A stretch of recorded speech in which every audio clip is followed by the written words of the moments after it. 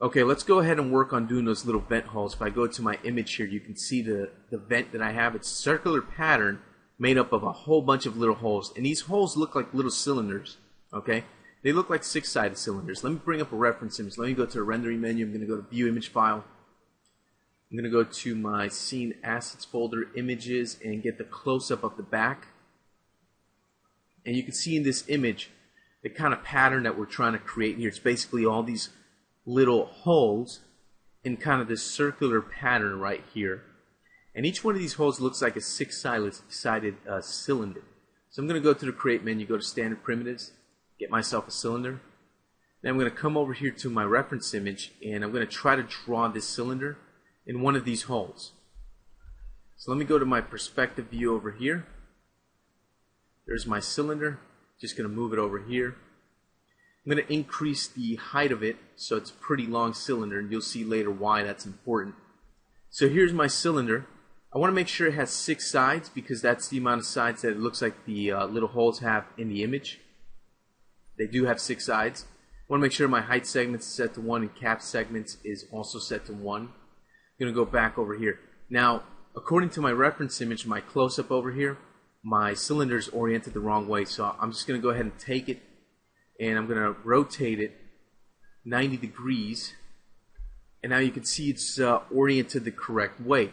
The radius I'm going to say I'm happy with. It kind of matches up with the radius of the image. Maybe I'll increase it a little bit like this.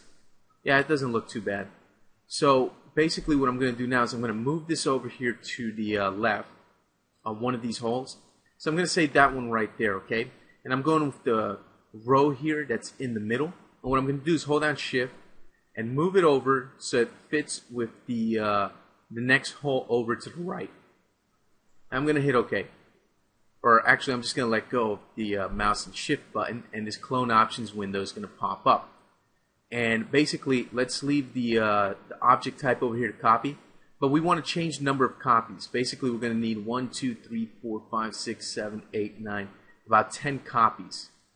So I'm just going to go ahead and type in 10, and I'm going to hit OK. And when we do that, 3ds Max is going to intelligently move the next cylinder over to the final copy, and it's going to give it the same type of spacing. Now you can see it doesn't match up with the image very well, but that's okay because the image is off. It's got perspective distortion. It's very pixelated.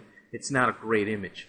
So what's important is that if we look in our 3D scene, our cylinders are evenly spaced, okay, with nice perfect spacing in between them, and they look really good. So what I can do now is I can take all of these cylinders that I've created. I'm going to go ahead and hold down Shift and move these down to the next row about right here, okay? Now, Max is going to ask me how many copies I want.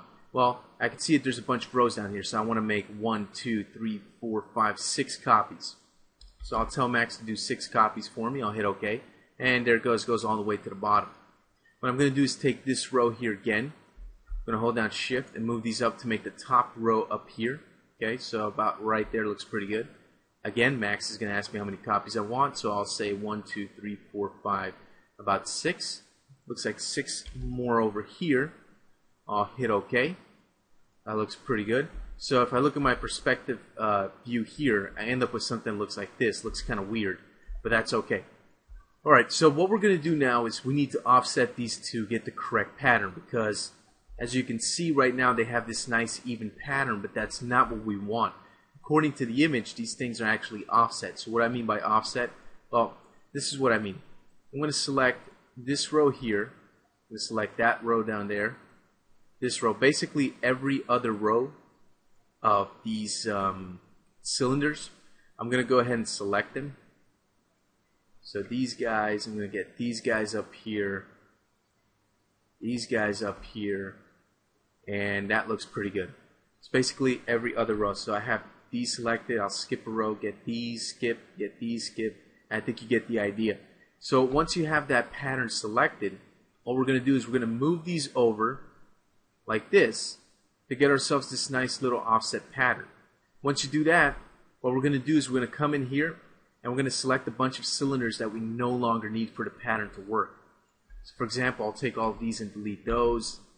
I'm going to take these two, And these two that I don't need, I'm going to delete those. You can see I have 1, 2, 3, 4, 5, 6. And then I have 6. So I'm going to get rid of this one right here. That's an extra one we didn't need. I'm going to get rid of this one. Probably that one as well right there. So just look at the pattern in the image. And based on that, delete the cylinders that you don't need. Okay. So I'm going to go ahead and do that quickly. I'll skip ahead in the video. Go ahead and do that as well. And when we're both finished, we'll just meet up and continue. So I pretty much finished. As you can see, here's my pattern. This is the way it looks from the front view. Looks pretty good, very similar to the image there that we have. Okay.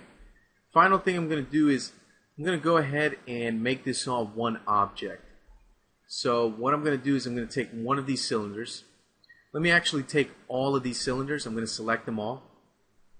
And I'm going to go ahead and isolate selection on these guys, just to make it a little bit easier to work. I'm going to take this guy right here. I'm going to change its color real quick, just so it's a little bit easier to identify this stuff. And I'm going to take that guy and I'm going to convert it to an editable poly. And then I'm going to go to attach, and I'm just going to come in here and attach all this stuff. So do that very quickly. I'm just going to skip ahead in the video until you get that done. Okay, it took just a few seconds to do that. I've got them all done. It's all basically one object, which is what I want. I'm going to exit isolation mode. Okay, so we're pretty close to getting this done, but we're not quite there yet. I'm going to end this video here. And in the next one, we're going to go ahead and see how we can further the technique to go ahead and get those holes that we need.